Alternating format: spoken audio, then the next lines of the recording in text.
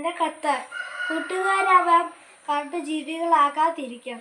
പ്രിയ digital കൂട്ടുകാരെ, നീ വേദനിക്കുന്നതിൽ എനിക്ക് വേദനയില്ല എന്ന് ഒരാൾ ചിന്തിക്കണമെങ്കിൽ അയാളിൽ മൃഗീയത ഭരണം തുടങ്ങിയിരിക്കണം.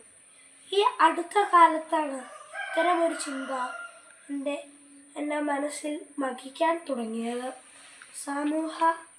സമൂഹ മാധ്യമങ്ങളിൽ വൈറലായി ഓടിയ നിരവധി വീഡിയോകൾ ആണ് ഈ ചിന്ത ഉറപ്പിച്ചത്.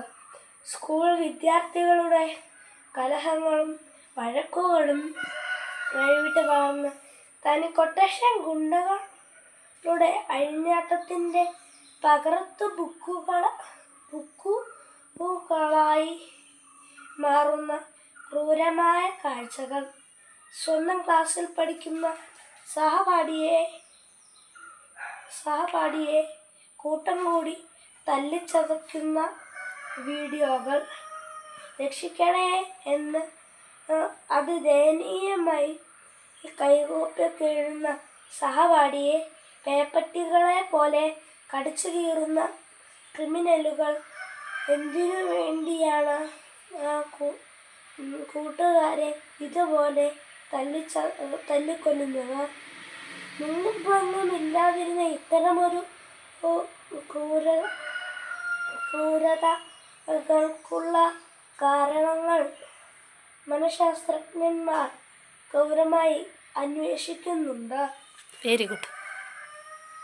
സാമൂഹിക മാനസിക ഘടകങ്ങൾ.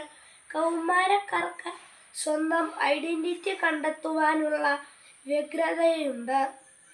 പോപ്പുലാരിറ്റി, പ്രണയം, പഠനം എന്നിവയിൽ മന്ദരമുണ്ടാകുമ്പോൾ അത് ക്ലിയർ ആയില്ല.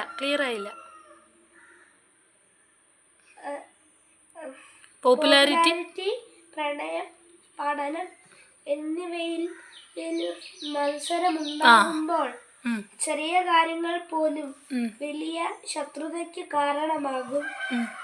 വീട്ടിലെ പ്രശ്നങ്ങൾ, വഴക്ക്, ആരും സ്നേഹിക്കുന്നില്ല എന്ന തെറ്റിദ്ധാരണ, അമിത സമ്മർദ്ദം തുടങ്ങിയവ പലരും സ്കൂളിലേക്ക് കൊണ്ടുവരുന്നുണ്ട്.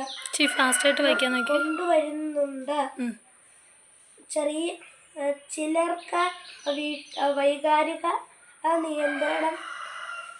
നിയന്ത്രണത്തിനുള്ള ഒരു പരിശീലനവും വീട്ടിൽ കിട്ടുന്നില്ല.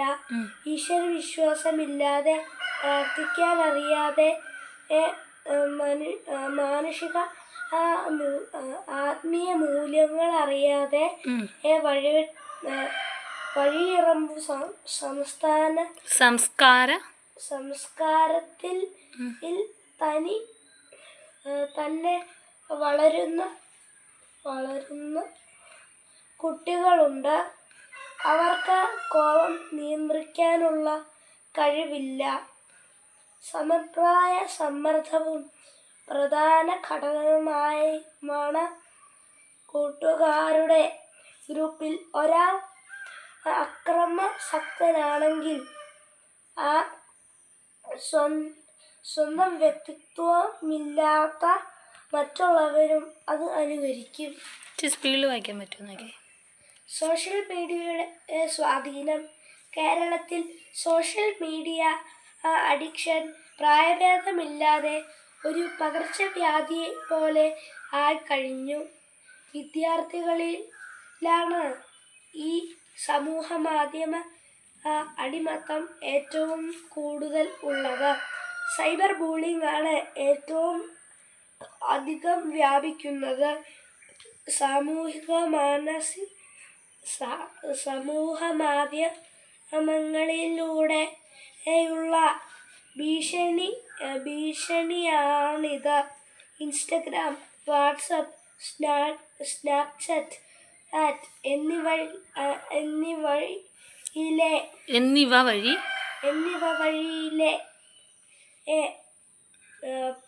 അപകീർത്തിപ്പെടുത്തൽ, ഗ്രൂപ്പ് ഔട്ട് ചെയ്യൽ, മീംസ് വീഡിയോകൾ എന്നിവ വഴി ശത്രുത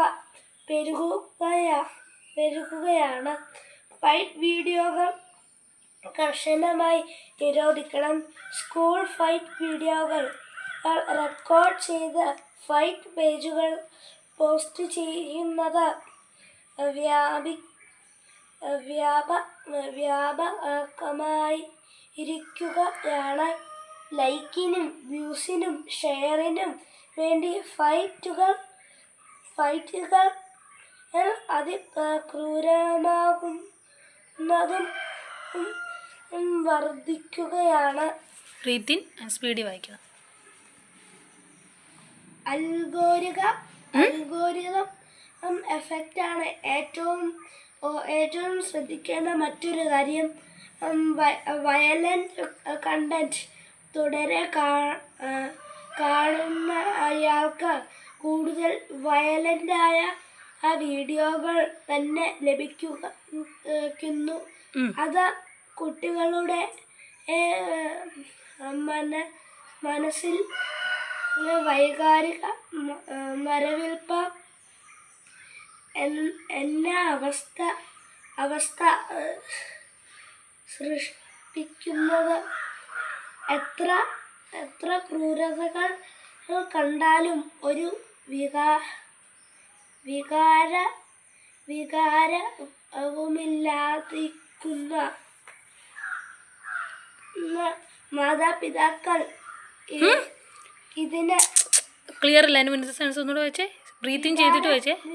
സെൻറ്റൻസ് ആയിട്ട് വെച്ചേ. മാതാപിതാക്കൾ അതിന് മുന്നിലത്തെ സെൻറ്റൻസ് വായിച്ചേ. വാക്കല്ല, സെൻറ്റൻസ് വെച്ചത് ക്ലിയർ അല്ല. എത്ര ക്രൂരതകൾ കണ്ടാലും ഒരു വികാരവുമില്ലാതിരിക്കുന്നു മാതാപിതാക്കൾ. ഇനി ഈ അതീവ ശ്രദ്ധ നൽകിയില്ലെങ്കിൽ അവരുടെ ജീവിതവും അപകടത്തിലാകും. പ്രിയ കൂട്ടുകാരെ, ഇത് മാത്രമല്ല, വീഡിയോ ഗെയിംസുകളും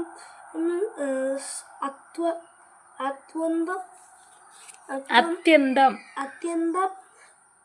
അപകടമാണ്. പബ്ജി അത്യന്തം അപകടകരമാണ്. പബ്ജി, ഫ്രീ ഫയർ, GTA തുടങ്ങിയ ചതിയൻ ഗെയിമുകളിൽ കൂട്ടുകാർ ഒരിക്കലും കുടുങ്ങരുത്. അവ മാരകമായ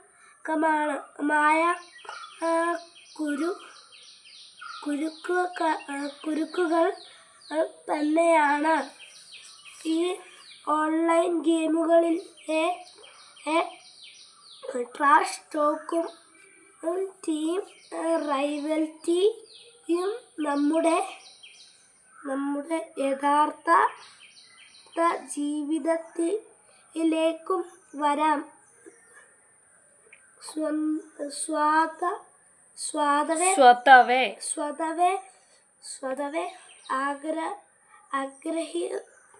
സ്വഭാവമുള്ള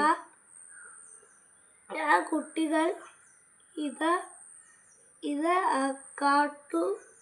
കാട്ടുതീ പോലെ പടരും. അവരുടെ ഭാവി ജീവിതം കത്തിച്ചാമ്പലാകും. ലാസ്റ്റ് പേജാണ്. വൃത്തിയോടെ സ്പീഡിൽ നിർത്തി വായിക്കുക.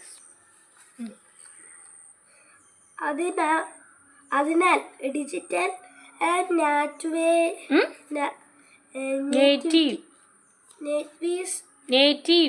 നേറ്റീവ്സ് എന്ന നിലയിൽ ജെൻ ഇസഡ് ആൽഫ കുട്ടികൾക്ക് ഓൺലൈൻ ഓഫ്ലൈൻ ബോർഡർ നഷ്ടപ്പെടുന്ന അപകടകാലമാണിത്.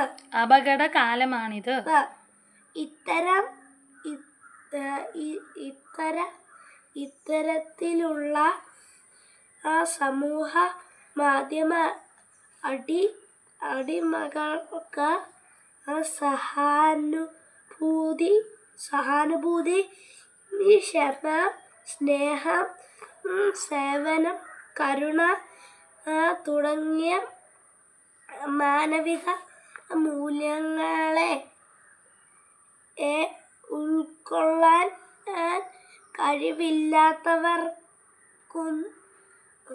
കഴിവില്ലാത്തവരാകുന്നു. എൻ്റെ സ്ക്രീൻ ടൈം ഓരോ ദിവസവും കൂടുന്നുണ്ടോ എന്ന് സ്വയം നിരീക്ഷിക്കണം. നമുക്ക് മനുഷ്യ നന്മയിലേക്ക് മടങ്ങി വരാം. വീട്ടിലും ക്ലാസ്സിലും നമുക്ക് കൂടുതൽ സമയം പരസ്പരം സംസാരിക്കാം. ആരെയും വേദനിപ്പിക്കാത്ത തമാശകൾ പറയാം. നല്ല കൂട്ടുകാരാകാം. കാട്ടുജീവികളാകാതിരിക്കാം.